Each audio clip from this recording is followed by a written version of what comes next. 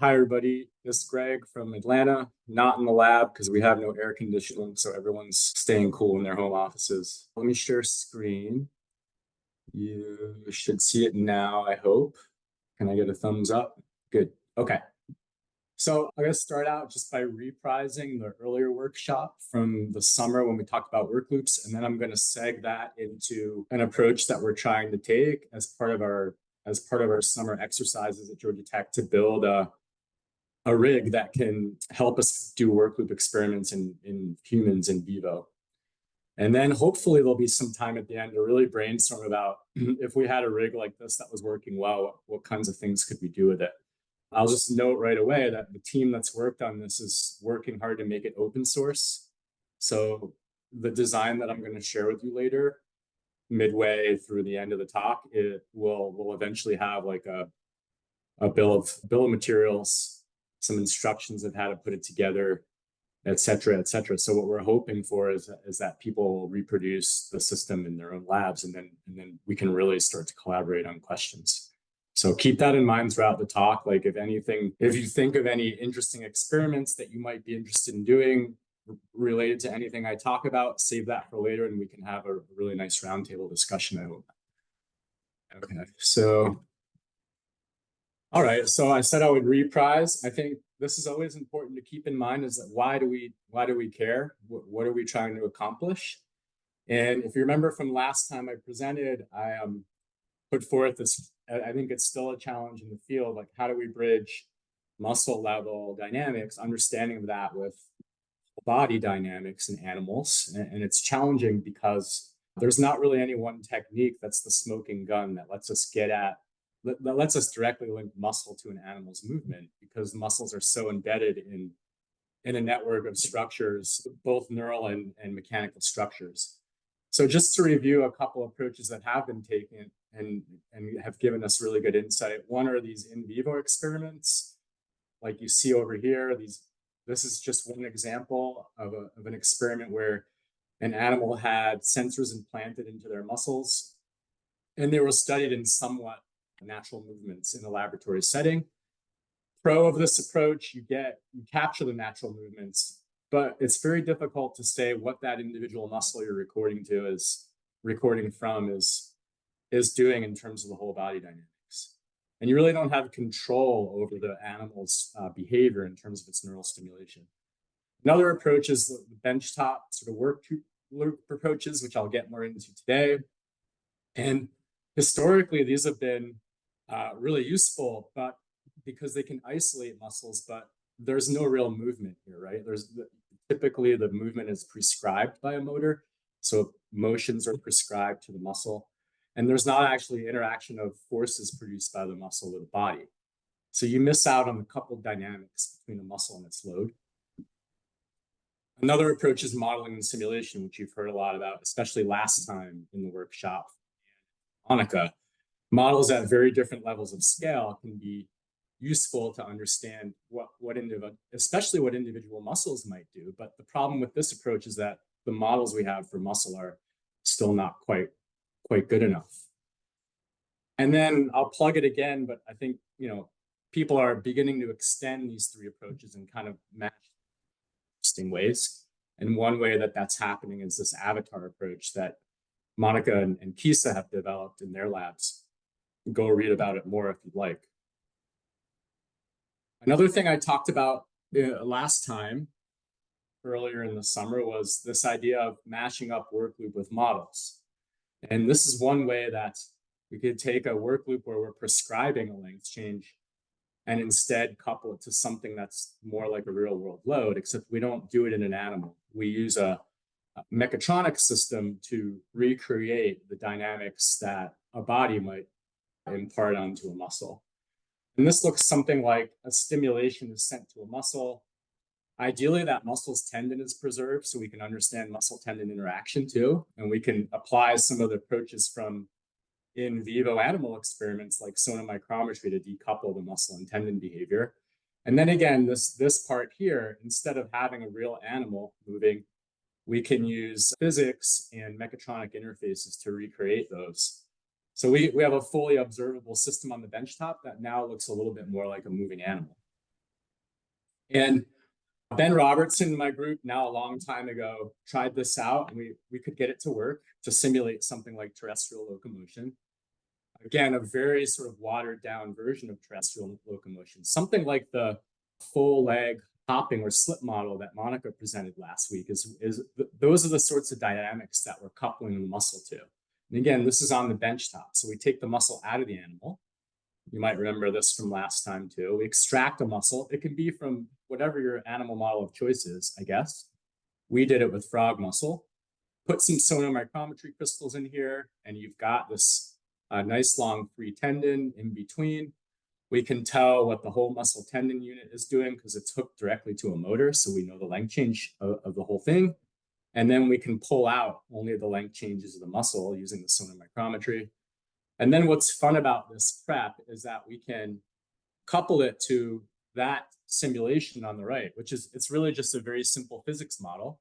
Again, has the same exact equations of motion that Monica showed you last week. It's basically a force pulling on a mass in gravity. Come back to that a little bit later. I'll show some free body diagrams of how that works. But what we're doing here is we steal the force from a real muscle, we give it to a simulation. The simulation integrates forward what the length change, what the position change of the body would be, and then that's converted to a length change of the muscle tendon unit. So now you have a virtual reality body interacting with a real physical muscle. What's fun about this also, which you can't as easily do in animal experiments, is you can do things like change the gearing between the load and the muscle, or change the size of the virtual mass, or even do things like add more complicated loads that might have fluid dynamics, for example, or damping, or maybe it's even a wing that's beating in a fluid. As long as you can write the physics, you can couple a real muscle to it. Okay, so that's pretty cool, and again, you can observe work loops directly from any of the compartments of the muscle tendon unit by just plotting the recorded force against those lengths, whichever length you happen to be interested in. So, but what's still missing? Back to this block diagram, you might also remember from earlier in the summer, but just to recap, this is sort of a motor command hitting a muscle. The force comes out, it hits some skeleton. The skeleton's got mass and inertial properties, and out comes some positions and velocities. If you throw a tendon in here, you have to correct the length of the muscle tendon unit by the strain in the tendon, which also depends on the force coming from the muscle. And this is sort of what we've reproduced in that previous slide. We're getting most of this captured on the bench top, which is pretty cool. But since we pull the muscle out of a living animal, it doesn't have its nervous system, brain, spinal cord, or any of its sensory organs intact. So we're missing kind of a huge chunk of natural behavior still. And that's because the sensory side is really very difficult to reproduce on the bench top. The techniques available there are limited and sort of very niche. And there aren't very many labs in the world that can study work loops on the bench top for a closed loop neuromechanical system. So then how do we get around this? Well, we could go back to our modeling and simulation tools. Like Anne was showing us last week, we have pretty good complex musculoskeletal models that can help us understand maybe how these sensory organs and brain operate. But even then, in those models, there's not a lot of detail on the sensory side. And like I mentioned, the muscle models that drive those simulations are poor. So what we wanted to try to do, and this started up as a summer project in the lab, which I'm going to start to highlight now, is try to move from the bench top, something like I showed you earlier, to a human work loop, right? So now humans obviously have their sensory pathways intact, and they have brains, and they're doing some kind of pick your favorite theory of motor control, right, on their body. And we can reasonably well, I'm hoping people will push back on this later, but we can reasonably well isolate single muscles or groups of muscle around a human joint to take a close look at them. And so I believe there's an opportunity to sort of extend the work loop idea into humans as a way to ask questions that involve not just the mechanics out, but also the sensory feedback and the control systems that drive the movement. Okay, so this group of folks in the lab, led by Amra Al-Sharif, who's a PhD student in Power Lab, and our Shad Mandani, who's working on his master's, and then Dominic Poole, who came and visited us from the West Coast this summer. He's been really awesome to have. I think maybe he's switching to an engineering major. I think we might have gotten him to do that. We might hear from him later, but this group of three really kind of embarked on a design project where we are loosely naming the system JAWS. We are open to other acronyms that involve words that have to do with work loops and so forth. We came up with a short list. JAWS was our best. Joint angle work loop system. So JAWS, what does it need to do? One, we wanted to make a system that had a highly controllable load and transmission, just like the benchtop system, where we're doing that in a model, right? So we can make a mass and a gearing coupling in a simulation. Here we wanted to do it in a physical system. We're not coupling to a mechatronic system that's in virtual world. We're coupling to a physical system, and part of the reason for that is to make the system cheap. I'll say a little bit more about this later, but you could replace this whole physical weight rack with a motor that feels like weights. That's for later. It would be a more expensive, complicated system. So how do we make this controllable? We decided to build a pulley system around a pedal that hooks to, we just went to Walmart and bought a very cheap weight machine that has a bunch of weights that you can link to. And then these folks machined a bunch of like a pulley set so that we could have different size pulleys. We can adjust the mechanical advantage between the pedal and the load. And then you can also imagine these two little red discs are supposed to be someone in the lab coming by and dropping additional weights on top of the rack, which would be something like a perturbation. Okay, so highly controllable load and transmission. What else? Well, we wanted to make sure we could carefully measure the external forces in motion. I just want to pause here and mention an important thing here, which is that this might look like a dynamometer that some of you have in your lab, right? Where there's a pedal, you try to co-locate the person's joint with the system, which is hard to do. And then you're relying on the co-location of two joints, the human ankle and the dynamometer's joint, to let you make a guess at what the force in the Achilles tendon is by just converting the torque in the dynamometer through a measured moment arm between the Achilles tendon and the calcaneus of the person to an estimated force in the Achilles tendon. So there's a lot of problems with this. One is it's very hard to co-locate the joints. It's pretty much impossible. And also the assumption about the moment arm remaining constant might not be correct. There is a dynamic center of pressure that's actually moving between the foot and the pedal that's not being captured on a standard dynamometer, et cetera, et cetera. You also might want to do biofeedback experiments that decouple the normal and the shear force in the foot. So these are all things that you can't do in a standard dynamometer that are annoying to us that we'd like to try to design around. And so what these folks did is this is really where they spent much of their effort. They designed a cheap version of a force platform, this green component, that can measure the normal and shear force and therefore the dynamic center of pressure between the foot and this pedal. And what's good about that is then you don't have to sweat it so much if the joint centers are not aligned between the system and the human, because you know the exact interaction force on the person's foot. And then it becomes an inverse dynamics problem like many of us are used to doing with a force platform on your floor. Okay, so this was a key kind of, I think, innovation that our team was able to get through and do a nice job on their design. Another thing, well, we want to make sure that there's enough exposure on the system so that we can put other sensors. Like, since we can't put sodium micrometry in the person, we're going to need to use non-invasive ultrasound to track the muscle fascicle or the muscle tendon junction dynamics. So we need to make sure that this is part of the reason for the configuration being on knees, is so that we can expose the dorsal surface of the person's leg so we can get, for example, EMG and ultrasound sensors on there.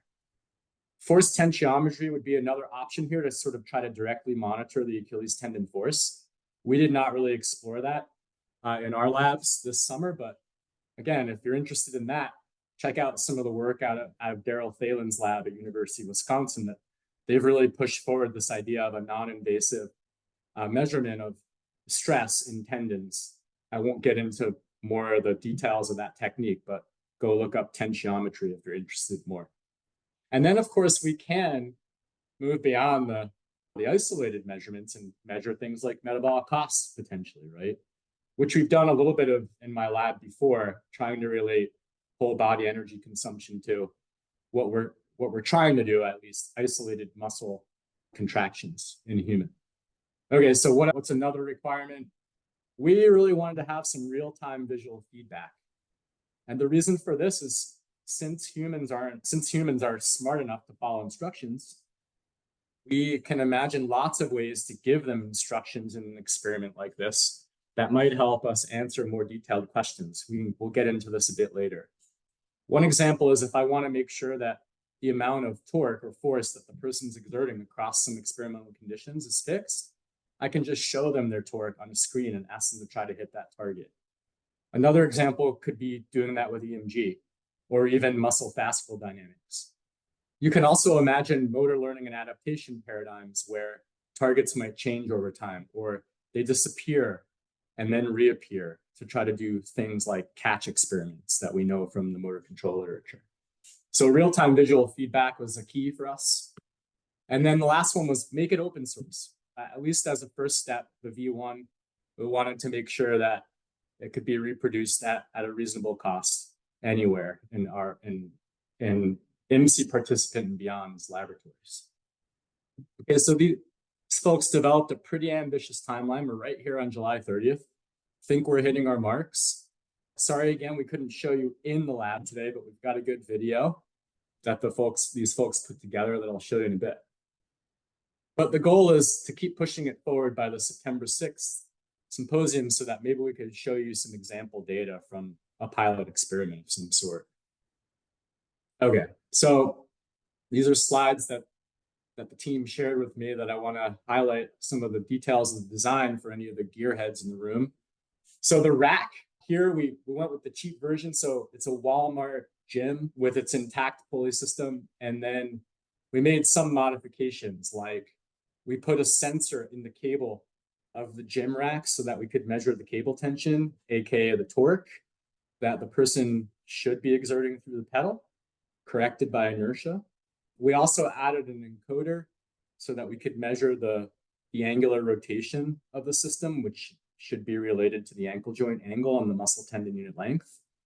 And another really creative thing that these folks came up with was the idea to be able to switch from dorsiflexion or plantar flexion side loads, which I think is pretty cool too, because that opens up an avenue for studying differences in muscle architecture, for example, that you might see between a tibialis anterior and a gastroc muscle under the otherwise same contractile conditions imposed by the experiment.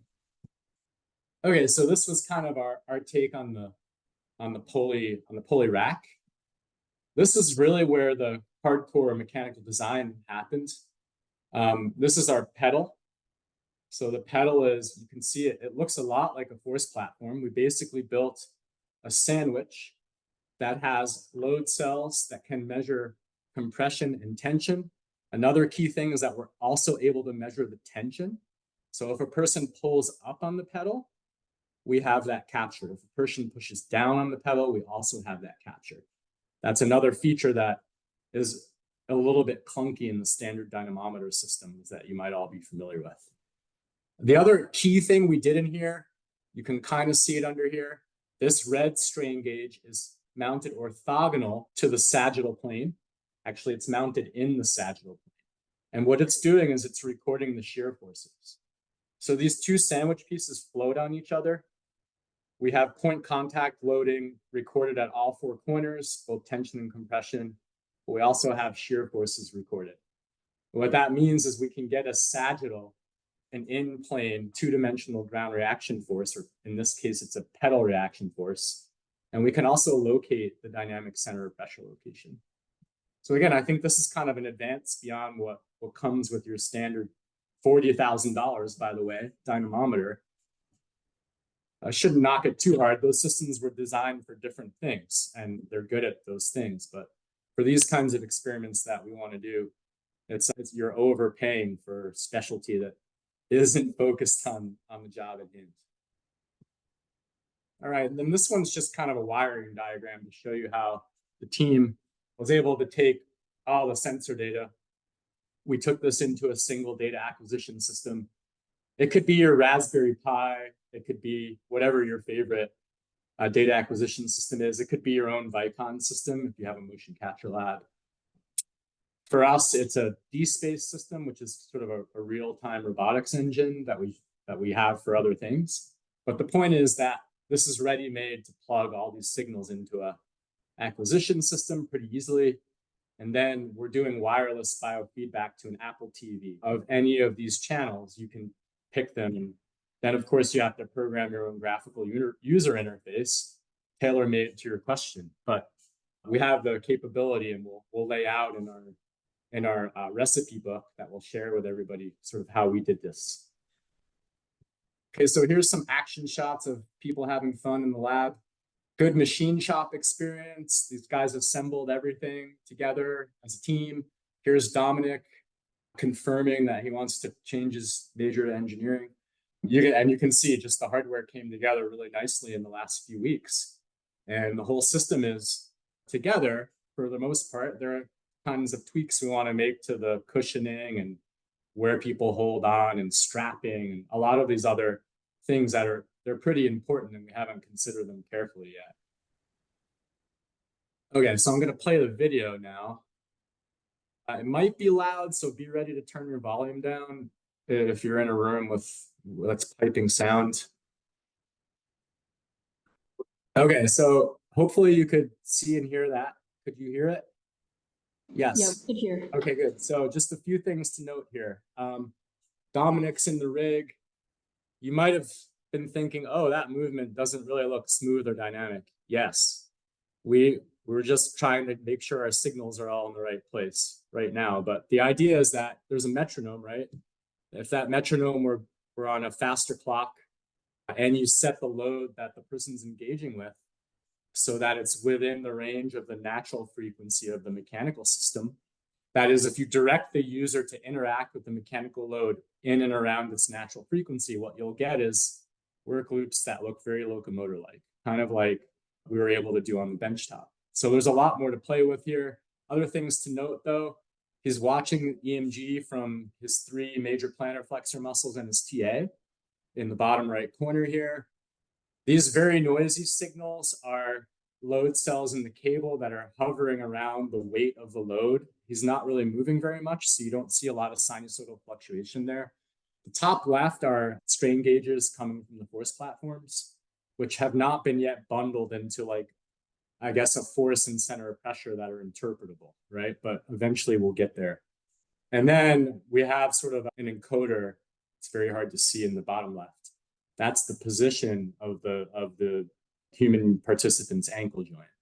And again, remember that any of these could be used as a feedback signal to guide an experimental design. Okay, so I just want to pause here and see if there are questions about anything up to this point, about the rig, about the design, what we're trying to achieve. And then after we have some time for interacting, we'll move forward to some mechanics, just to kind of give an idea of how you take the data off of a system like this and turn it into a work loop that you can use. I'm going to stop sharing, I think, so I can see you all for a bit. Hopefully I've stopped. And then anyone can just shout out. That would be cool. I have a question, Greg. I was wondering how you chose the particular posture that the participant is in for this rig. It seems like a little bit awkward that they have to stand there kneeling. Is that what's happening? What's the rationale for that? Well, we wanted to avoid sitting on an incline because in our previous experiments, we found evidence that people would load the pedal with proximal muscles. And so that's something that we're looking to avoid. So this was just a first take at how we might do that. Now, the other reason for it, bent knee is a nice way to isolate soleus muscle, for example. The idea being that the two joint muscles then are slack. So we wanted a way to control the knee joint angle. And this was one way to just start out with a 90-degree posture.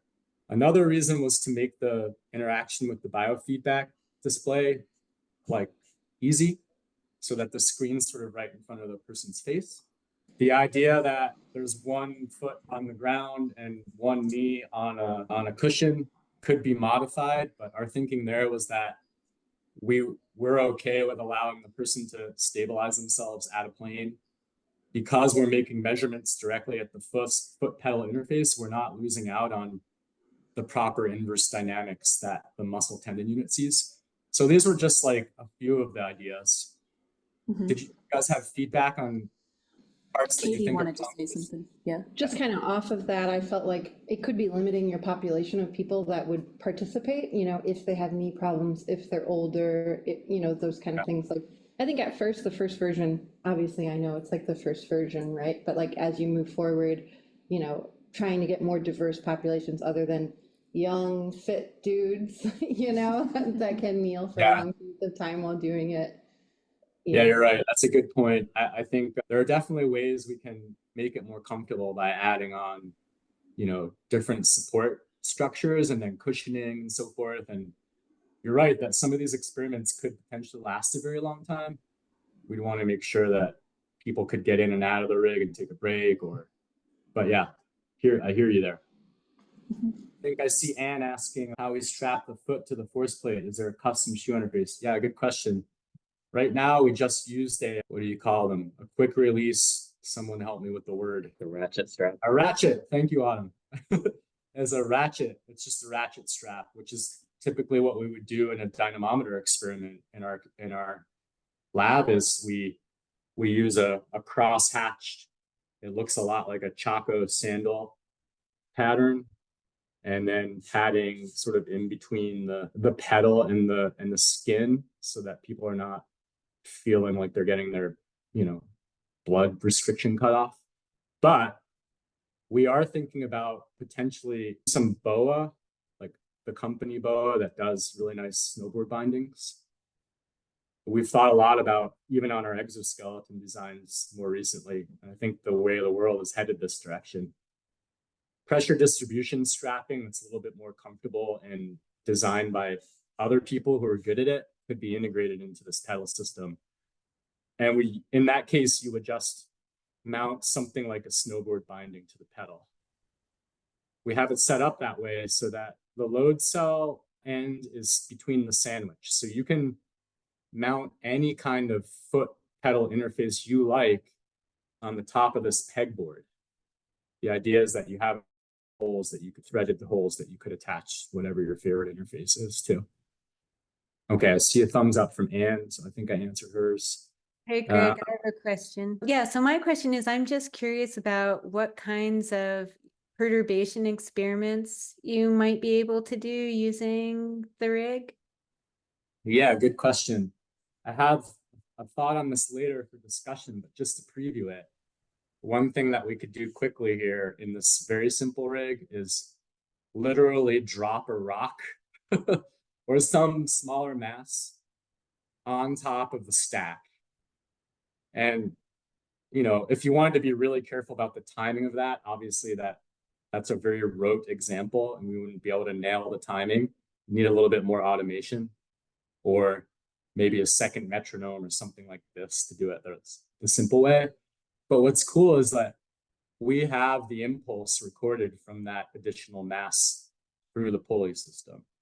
So we would actually be able to measure the forces that there's a lot of stuff in between, obviously, the mass and the Achilles tendon. But for all intents and purposes, we would have a way to monitor the impulse of an additional mass or some up, you could imagine a magnetic system that does something similar. I think there's a lot of creative things that you could imagine doing in this really simple system to add perturbations. The real answer is we eventually want to have a motor there that can pull whenever we say, by however much we want and at whatever time.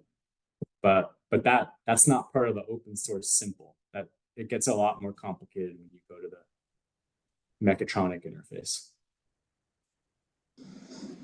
Greg, I have one more question, if Yeah. that's okay. So you've got basically a mass on a pulley system, which would lead to a relatively constant load unless you do one of the perturbation approaches you were talking about, right? But one of the features of locomotion is often an abrupt change in load between, like the swing and the stance phase. Is there any way to like set up a catch mechanism or something so that you can go from like a low load to a high load state during the cycle? Yeah, I think that's pretty hard. I guess it would be difficult with the physical rig. Yeah, It's very easy with the motor attachment because you can just say when gravity's there versus something else. right. But you're right. Like you could imagine two racks, one that's a low load or no load, and one that's another that are engaged by a clutch system potentially. My feeling though is that if you're going to do that, you might as well just buy the motor and do it all in the motor hardware. Another thing that you can't, so this is more like bouncing than it is hopping, is the bottom line, right? Like you're not, there's not really an aerial phase. I still think even the paradigm of bouncing, where there is no hybrid dynamics, there are a huge number of open questions that we can get at, especially when you vary the frequency and the amplitude and maybe even the gear ratio between the pedal and the muscle tendon unit. If with those three things, you can get a lot of variation still within the continuous loading paradigm that I think could be important. Keep going. This is great. I don't have an hour and a half worth of slides, so let's keep doing this. Yeah. Have you ever thought about maybe giving biofeedback that's not associated with the person? Like if you're giving feedback that is almost like a mental perturbation, right? Like it's showing that there's high activation even though there's not, or like the opposite? Yeah, I hadn't thought of that, but that's a really good idea. I think that also inducing a fear response. There's sort of, you can imagine the world of, again, this kind of bridges with the world of motor learning where people are beginning to understand how brain chemicals influence movement. So you can imagine inducing an emotional state and studying how that could have an effect on interaction dynamics. Yeah, or even I think one thing that you mentioned at the end there, which is really cool, is like providing some sort of conflict between what they're feeling and what they're seeing. So you could imagine having an avatar, but this time not a physical avatar, but a simulation that is taking data and maybe delaying it. So that through the visual system, the person's sense of what they're doing is different from what their body's feeling. Maybe the neuroscientists in the room, people like James, especially James Finley, I think, but I'm probably missing others who are thinking about these things too. I know Nidhi See the Poppy is thinking along these lines as well. Anyways, bridging sort of joint level biomechanics and neuromechanics to cognitive processes would be open season on a rig like this if you had a good biofeedback interface design. Okay. Should I go forward with boring mechanics or what? Yes. Go Okay. forward, yeah. I'm gonna can see my screen again and hear me. All right, perfect. Just using a little bit of mechanics, and this is going to be some free body diagrams. So here's my cartoon depiction of the system on the left. It's got the mass stack. There's the cable's on this pulley. The pedal is here. There's a human foot interacting with the pedal, and there's a muscle tendon unit that's pulling on the foot. The human has a joint, and the pedal has a joint. And for my examples, they're co-located perfectly, right? So like this case, all the things I'm saying, they don't really rely on having them co-located, but I'll assume that. The human's joint and the pedal's joint are co-located. Okay, so usually what we try to do is start out like zoomed out. So we'll start out with a free body diagram of the load. This is gonna look a lot like what Monica derived the last time. Because it's basically, if you think about this, instead of my body weight, if this were bouncing, okay, so we're not adding the complication where you have to switch from one equation to another, like Monica showed us last time, because we're going to say that the muscle's forces and gravity are always interacting with each other. There's never a time when the foot's not on the pedal and only gravity is pulling you down. So, but for bouncing, it's kind of like, instead of your body weight, I just replaced it with the mass in the rack. So if I loaded in body weight here-ish, your muscle tendon unit would feel pretty much like you were bouncing. So that's pretty cool. And if you design the pulleys, the radii in such a way, you can, you know, make things feel a lot more intense or a lot less intense, if you like. So what's the free body diagram of the load look like? I've pulled away the pedal and everything. The cable is its own thing. There's some tension in the cable. And that cable at the end of the day is pulling up on the rack of masses. And gravity's going down. And I've got a coordinate system over here that says y is up, x is to the right. And my right-hand rule says counterclockwise rotations are positive rotations. I'm just going to write F equal ma. In this case, I'm thinking about the y direction. So I have sum of forces is equal to the mass times y double dot. And then I can just write all the forces with their correct signs. Cable force pulling up, gravity pulling down times however many masses are connected. That's why I have that little m times big M. Because if I had 10 of these, this would be 10 times n, and so on and so forth. So I have some control over that. And then the acceleration also cares about how many masses are involved. So it also has a n times big N. And then I could just solve this for the force in the cable. And that cable force looks like Monica's ground reaction force equals, right? So for us, the cable force is the ground reaction force, more or less. I'll show you how it's not quite the same. But what's cool about this is that the body dynamics that are present in a simple model of the center of mass of a human moving are present here in the system. The only caveat being that there's not a time when this force cable goes to zero and only gravity acts, which Monica pointed out before. So it's bouncing, but not hopping or running or walking. It's only bouncing. So what happens if we go a layer deeper to the pedal? There's the pedal. I've defined an angle now, which is counterclockwise positive. So that would be like dorsiflexion in this case is positive. And now I'm going to do a sum of the moments this time, because we're going to think about rotations. If I'm going to do a sum of the moments, I need to define a point about which I'm writing the moments. I'm going to choose the center of the pedal, which again is the same as the center of the ankle joint, which we'll get to in a bit. And my cable reappears. So I already showed you how the cable is related to the load. Now I'm going to show you how the cable is related to the pedal. This is how we work from outside in. And if I write the moment equation, I now have to, I should also mention that these are cross products actually.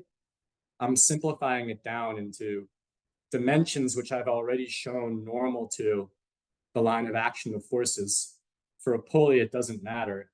The line of action of the force is always normal to a pulley, so you don't have to really worry about the cross product. But when we get down into the force that's on the pedal, strictly speaking, it matters, and I'm simplifying down into saying my moment arm is already dotted to be orthogonal. Okay, so I have cable force times a pulley radius. That's going counterclockwise, which I defined as positive. So there's a positive sign over here. And then what else is happening is the person's pushing on the pedal. And remember, this pedal force is not normal to the pedal. It's weird. It has a shear and a normal component, which your dynamometer doesn't tell you. And therefore, we have to use a moment arm that is not just the distance level to the pedal between that and where we think the force is. We actually have to do a cross product.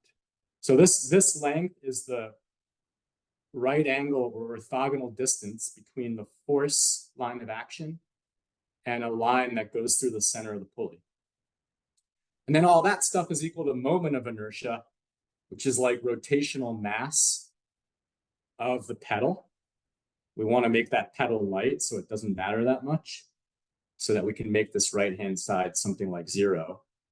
And then what happens is the cable, well, the pedal, the force that's on the pedal is a simple function of the cable with an inertial correction.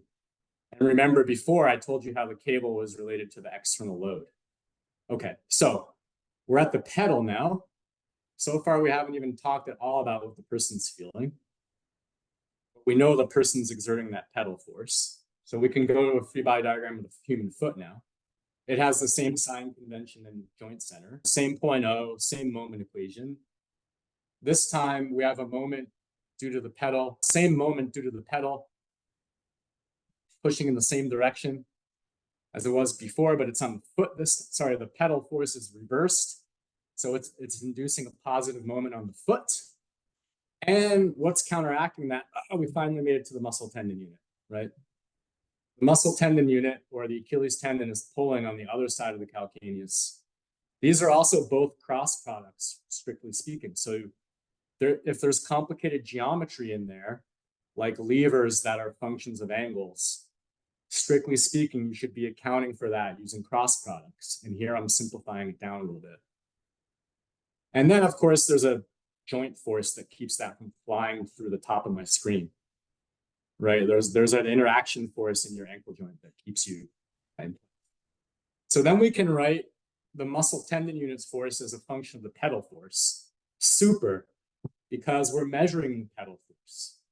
So now we have from the pedal force, just like you would have from your ground reaction force in your lab, we have a reasonable estimate of what's in the muscle tendon unit. And it has to do with ratios between moment arms and a little bit of an inertial correction that has to do with how massive your foot is. So, and then if we think about what the muscle feels, well, it's just feeling the force of the muscle tendon unit. It's attached to a bone, which has the joint contact force going the other way. So this looks a lot like a preparation you would make in your lab, where you preserve a bone and you clamp this to the table. And then the table is holding it in place. And what you're measuring is the force in the muscle tendon unit. Okay, so here we're just letting the human's anatomy hold things in place. And now you're ready to plot work loops because you have a decent estimate of this force. There's one big assumption I'm making here, which I'm going to pause and hope someone points out. There's a big elephant in the room. I want you to be thinking about what that is. But we have a force in the tendon. And then we have ways to measure the length of the tendon because we know the pulley. We know how this pulley is moving. So we can relate that through this little r to the muscle tendon unit length change. And we know how the muscle tendon junction or the fascicles might be moving because we have that from ultrasound. So we have, and actually there's two big elephants in the room. Two assumptions I'm making. I'm assuming that the forces are the same all through here. The tendon and the muscle tendon unit feel the same force. It's not really true. And I'm assuming that, well, I'm not going to say what the other thing I'm assuming. Okay, so in theory, I have here that everything I need to plot force against length of any of the elements of the muscle tendon unit I like. Okay, so I'm going to pause here. I should leave this up, I think, so that people can think about. People want to call me out on a huge assumption I'm making. Nobody from Georgia Tech, because everyone at Georgia Tech, I think, knows this because we fight each other on it a lot. I can't see the chat, by the way. So if there's stuff in the chat, just say it out loud because I'm sharing my screen, so I can't see the chat. Well, so let's start with the one. Do you guys agree with forces are all equal to each other? Maybe like Katie Canals definitely doesn't. And other people, nobody should, right? What's the thing I'm missing here? You're not accounting for pennation angle?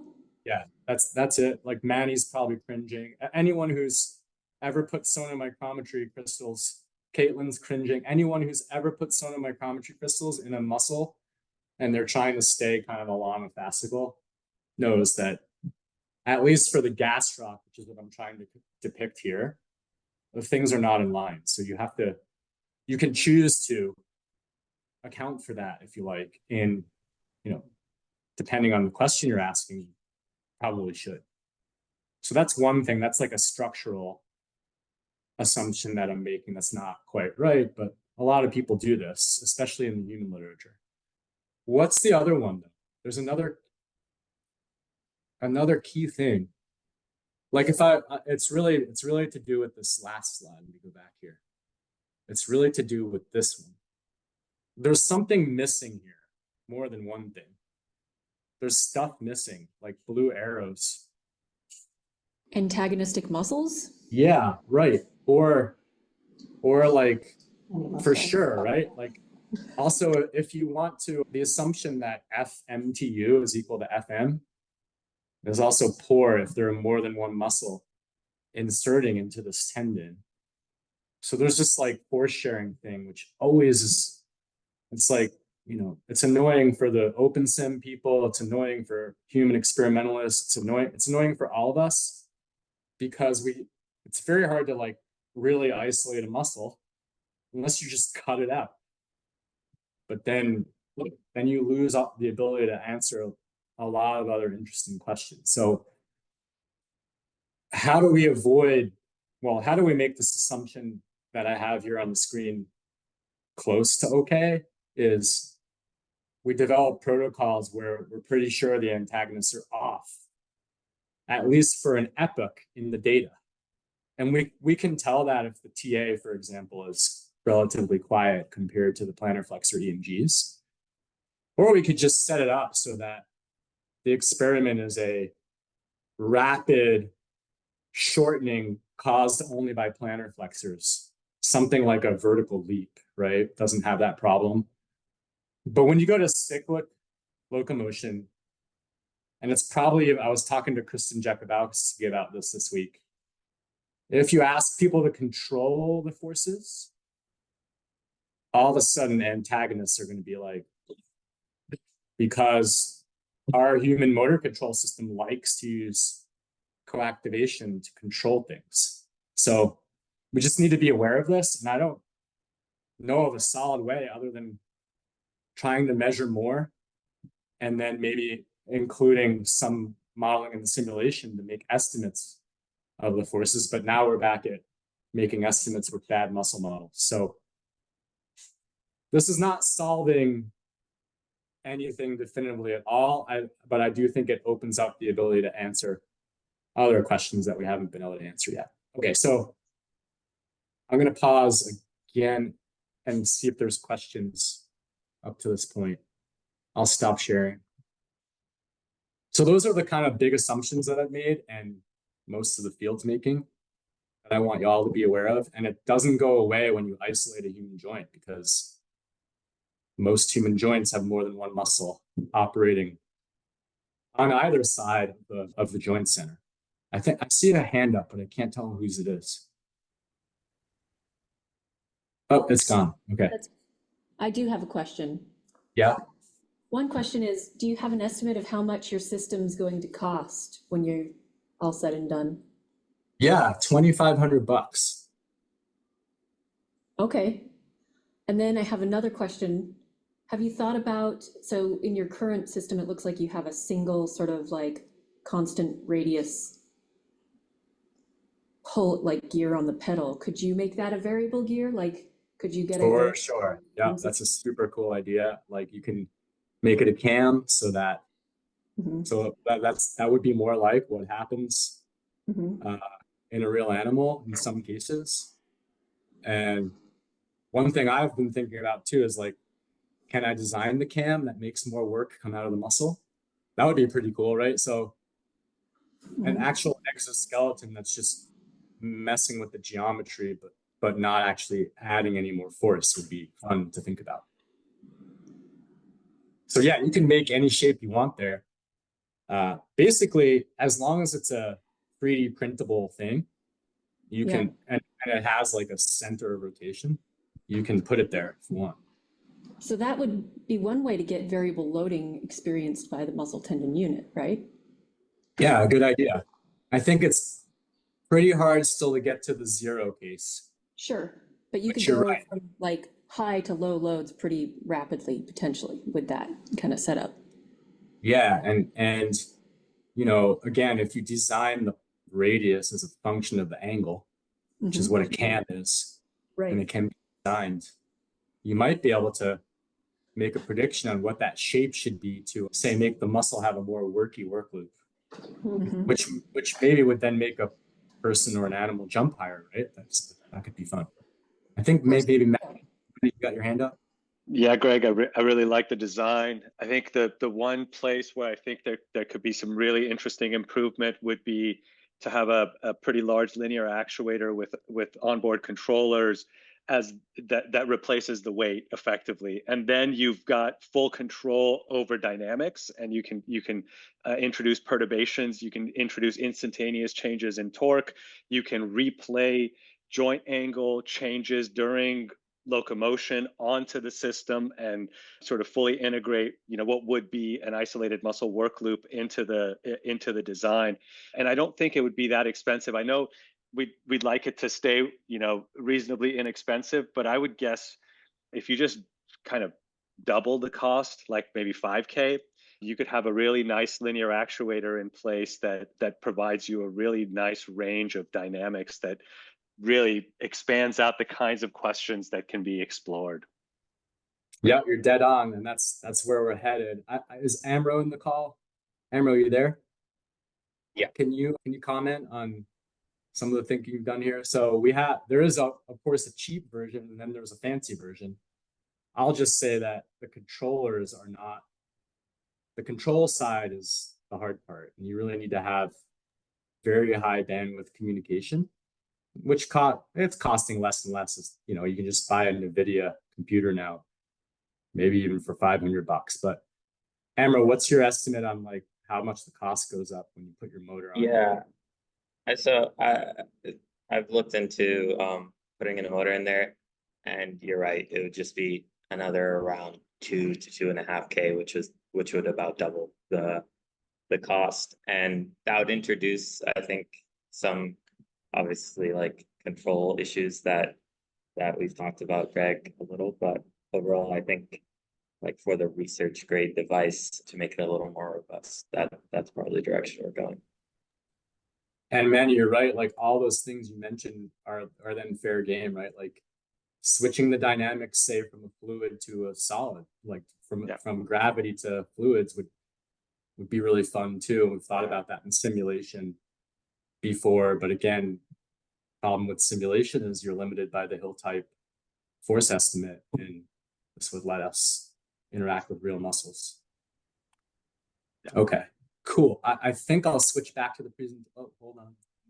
Message. Boring mechanics is very offensive to me. I'm sorry. I know it's not boring to me. I'm going to keep going. We're almost to the open brainstorm part. So let's see. I got to share again. And now I'm sharing. Am I back in business? You guys see it? Okay, good. So yeah, so this is just to say, these are not work loops that we created from this rig. I just pulled them from the benchtop experiments that we've done previously in frogs, just to give an example of what it might look like. And in these experiments, by the way, though, we were inducing a change from ground contact to aerial phase in a computer. So that to Monica and Manny's points, and others I think have seen this now, one issue with this rig is it's bouncing and it's not real locomotion until you do something more complicated with the load path. But what's cool here is you can, like in this experiment on the benchtop, we drove the muscle tendon unit with a clock-based activation. So the human version of this would be a metronome beat and an EMG signal that is biofeedback clamped to be a certain value. So a constant amplitude activation on a changing clock. And what this lets you do is sort of understand the system dynamics between the muscle force output and the mechanics of the load, right? So if you think back to your days when you were riding on a swing and someone's pushing you, the person has to coordinate their push with the natural dynamics of the swing. This is also just true for this pulley system, right? Like the pulley system has some natural dynamics. If you time your muscle activation with it so that you fire your force right when the pulley is coming into play, into interaction, what you get is something that looks like this. And this looks a lot like a running animal, a human or any animal. If you record in red, this is their muscle fascicle length change. In green is the whole muscle tendon unit, and the blue is the tendon or the elastic element. And we've just subtracted green and red in this case to get blue. So this is if things are going well, like if you have a resonant frequency, like you're timing your activations well with the mechanical load. And then you can do things like slow down or speed up with respect to a natural beat, and you get pretty big changes in the muscle dynamics. So this is just to say that you could do an experiment like this now in this rig where you set it up so that the load dynamics are on some beat and the person is trying to match or go plus or minus that beat. This could also just be done in vertical bouncing or hopping of a full human if you wanted. But what's tough there is you don't know sort of what part of the GRF's coming from, like muscles at the knee or the hip or other places. So if you coupled this isolated approach with full leg bouncing or hopping, which I know others in the IMSI crowd are into, it might be a way to dissect out from the whole body motion what's going on, at least in this case, at the ankle joint. Okay, so it's brainstorm time. And I just came up with like 6 different things that I'd be interested in doing with the rig that I can share, but and maybe I'll just go rapid speed through them and then we can come back to brainstorm and branch off of those. So first one, and I've tried to shout out some folks from our local group who are interested in these questions, that if you all are interested in them too, like these are the faces you'll want to engage with in the Georgia Tech Emory community. Okay, so one is like perturbations, which Kisa brought up. And others in this crowd have been thinking about this for a long time. And what's cool about this setup, I think, is the sensory pathways are in play. Whereas in the benchtop rig, there are no sensors. Of course, in the animal models that Monica and others work with, sensors are in play too, and you can mess with them. But you have a whole leg still and a body, and you're not ripping off a single muscle tendon unit the way that we could here. And then you can imagine, like, maybe there are ways to disrupt these sensory pathways by adding noise or other things that you could do to modify the block diagram here in order to ask more exacting questions. So that's one. Another one is just like economy, stability, agility trade-off idea. So like most of the literature, not most, but the predominant literature focuses on economy, I would say still, as like the target objective of animals when they move, right? They want to minimize energy. I think we're all learning, we've known for a while, but now experiments are really revealing that that's not the case, that there's a multi-objective thing happening. And that's a hard question to get at behaviorally, but this rig might help us get it at an isolated muscle level. How would you make economic, stable, and agile parts of your protocol? One idea is agility is a one-off vertical jump, so like a max plantar flexion against the load. How much energy do you impart on it? That's your measure of agility. Stability might be something like Kisa was alluding to, where there's a steady cycle and I knock it off its cycle, either by dropping a mass or doing something mechanically. And then I measure how long it takes to get back to a cycle, or how much energy I use to get back to a cycle, something like that.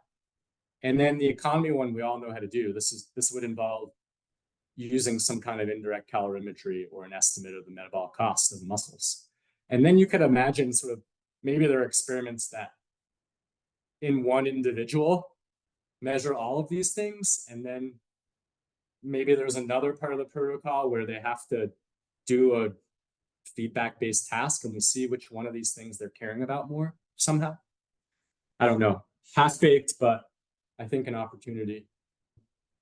This one's huge, like across the whole IMSI, right? Like what happens if structures change, either because of aging or neurodegenerative disease or exercise or just different parts of the body, right? I have different muscles at my ankle than I do at my hips. How can we use this rig to really start to put some pins in questions that have to do with how structure drives function? This one is one that I'm super excited about, but I don't have any idea how to do it and would need collaborators. Motor adaptations paradigm, right? So like how over longer time scales, how does a person in this rig in a goal-directed task environment like get better at doing the task? And what's involved there? Is it sensory feedback that's important, or so on and so forth? And then, of course, all of the data that we collect could feed large data sets, right? Like if we had length and activation and the force, an estimate of the force coming out, we can share that with everybody, and then you can try out your favorite muscle model and see if it works. Or we could use it to develop data-driven muscle models, which I know folks in the group are interested in. Monica and Ann Cohen have gotten a good start on this with using some machine learning stuff that I know about. So anyway, those are some ideas that I have that are mostly half-baked, but need collaborators. And so I'm going to stop sharing. And then we still have a bit of time if people want to contemplate. Greg, I have a proposed combination of 1 and 4 as an experiment. So Okay. could we use like vibrational haptic motors attached at the surface of the muscles of interest to add sensory noise? And then we do some repetitive task where they're trying to match a specific frequency or something, right? And they're getting feedback on how well they're doing this task. So we could do it without the probation and look at how the timeline of how they adapt, right, to matching specified frequencies, so that you could do this kind of as a motor adaptation study. But then you could do the same sort of sequence with the feedback perturbed through some the vibrational approach or some other way, and see how that changes their adaptation pattern and also their EMG output, right? You'd expect them to shift from a feedback to more feed-forward control mechanisms. Yeah, totally. And I was saying off of that, like to compare learning, like how you learn over time, like one could be a control group that just has the biosensory feedback, and the other one could have something that's like integrated into a game that they get like feedback for like scoring points or something. When one person like can score points and then the other person can't, you can compare the two groups and see, I don't know. These are super ideas. I think also one other way to get at the influence of feedback on motor learning would be to study 2 different groups, a young healthy cohort and an older adult group, for example, or a group that has peripheral neuropathy or some other local issue. We've tried a little bit, Monica. Amro's dissertation is he wants to put exos in here, and then we'll study motor adaptation to exoskeletons. And we've thought about maybe a twist on that would be what you're thinking about, which is like if you vibrate the sensory side or do something to disrupt it, how much does that mess with a person's ability to adapt to a robot? So in our group, we're most interested in having a robot in there, and then layering in other approaches, like you just mentioned, vibration would be a good one. We've tried some H reflex measurements in humans with and without vibration with Mark Lyle, who's a Emory physical therapist that we're starting to work a bit with. And it seems promising, like we can knock the H reflex in half, or at least 2 people so far. But we don't know whether we can do that in the continuous work loop paradigm yet. It's to be determined. Okay, Also, so yeah, as you mentioned, taking advantage of natural variation could be useful if you could measure someone's reflex responsiveness or reflex gains, but then, yeah, look at the individual variation and grade them in some way so that you can put them into groups. yeah, like even if you had H reflex rigs set up, you could regress their performance against their H reflex strength, for example. That's a good idea. Kisa's got her hand up. I had just a couple of things, actually 3. The first one is I want your data. The second one is I think just even, looking at how the response to repeated perturbations changes over time can potentially be quite informative. So nothing fancy, just repeat the perturbations time and again. And then the third thing that I wanted to say is like what we've been doing recently in my lab is just looking at using system ID to try and get like stiffness and damping measurements from very simple experiments at different lengths and activations. So I think that it would be really cool to just do some very, very simple, like even step response measurements, starting from different muscle lengths and having the participants grade their activation, and that you could collect, just doing the very simplest of things. I mean, you could probably even do it like with a ordinary dynamometer, but some very simple experiments that would allow us to, have some additional data points on, much larger muscles, so that we can start to look at, how these properties scale. So thinking about simple system ID experiments that could be used to back out some of like the viscoelastic properties and how they change with the activation and length of the muscles would be really cool. Yeah, I totally agree. And I think, like you said, even the pedal physics, more with Max Donovan in the last 3 or 5 years. Look, I did some pretty cool experiments where the whole like on the platform they gave their participants step targets in force, and they didn't record muscle level data. They only recorded the forces. But you could imagine a paradigm like that, Kisa, in this pedal where, like you're saying, you step to different activation levels from different starting postures.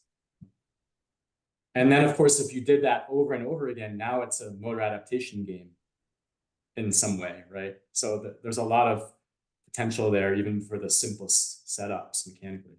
I agree. I think Kristen, I see a hand coming from Kristen. Yeah, I was just gonna say, Kisa, I have most of that data at the human ankle that you just described. To the stepping with activation has been published. So in healthy younger adults, it's in a 2023 paper, and older adults, it's in a paper that came out earlier this year, where we did steps in activation. And I have estimates of muscle and tendon and ankle stiffness. I did the system ID analysis on it.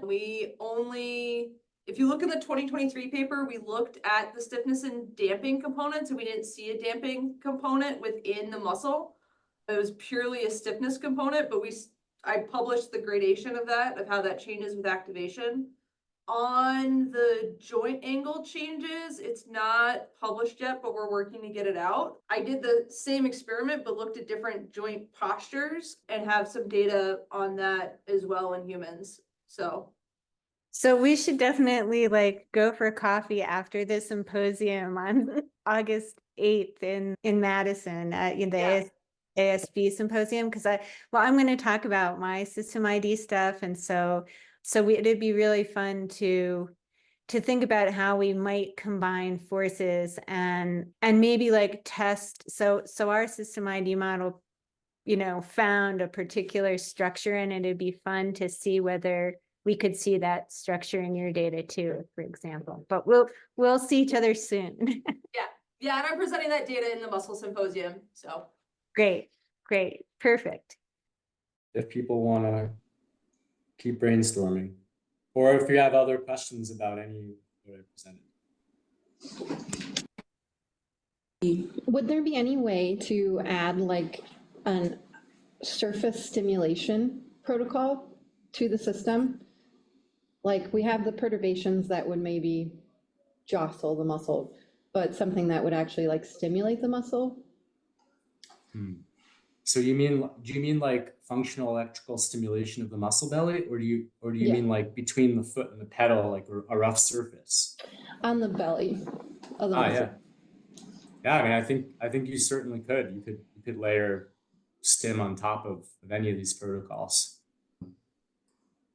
One idea there would be like to do operant conditioning of reflexes. People have tried these things before. I think Iko Thompson is the main person from the literature that I know about who's tried to use stimulation protocols to mess around with H reflex strengths. And I think I remember that people can learn to up, maybe also down regulate their H reflexes in like an operant conditioning protocol. So that's a cool idea. Like you could have any one of us come in and on the same participant see what they do at low and high reflex gain, potentially by using stim protocols. Or are you thinking that you just don't trust the human's brain and spinal cord and you want to take over their muscle? Or I mean, both, right? You could also use it as like a doublet stimulation if you can have the timing to see that reaction in real time.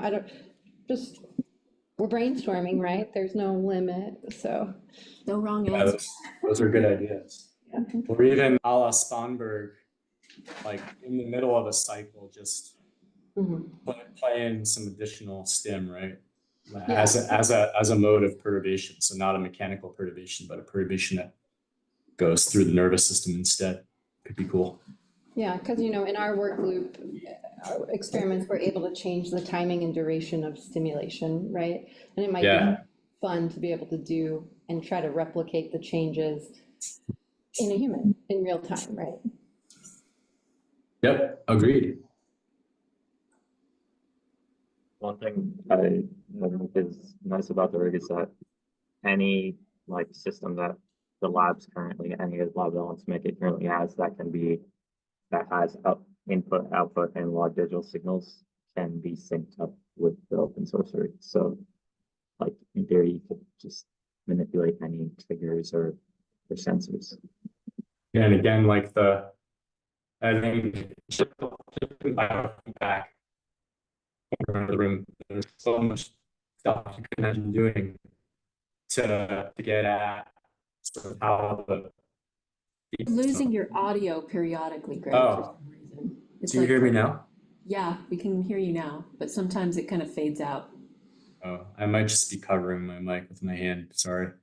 Okay. I'm getting quiet. Maybe people want to. Go get a lunch. Well, I'm gonna sign off, and I can flash up the feedback thing and just leave the call on for a while. But thanks to everybody else. If you're going to ASB, safe travels. Hopefully we'll see some of you there. And if not, have a fun rest of your summer. Thank you. Bye. For UCI folks, can you guys hear me? Yeah, we're here. Regarding the seating arrangement, we just for like that time, we just put a seat in there and it was uncomfortable. Yeah, so definitely make it for a more representative population. But what in the diagram and what it shows, it's kind of like the nice part about the cheap sort of gym assembly from Walmart is that you can take out everything, so you can put in whatever you want as a seat arrangement. And what we were looking at is like some sort of wood platform and then like kneeling pads, like that a mechanic would have of some sort, and then some strut you can hold on like in front of you. And that's like what's shown in the diagram, like before. So much more accessible. The everyone and more comfortable. Yeah, I mean, I thought it was just the first version, right? Yeah. What, I get it when you're piloting something, and then you have to show an unfinished version to everybody, and then they got stuff to say, and you're like, this isn't the end. Yeah, it was super uncomfortable. So when you said that, I was like, no, believe me. But yes, that's all. Yeah, thanks. Okay, thank you. All right. Okay, I'm gonna stop the recording.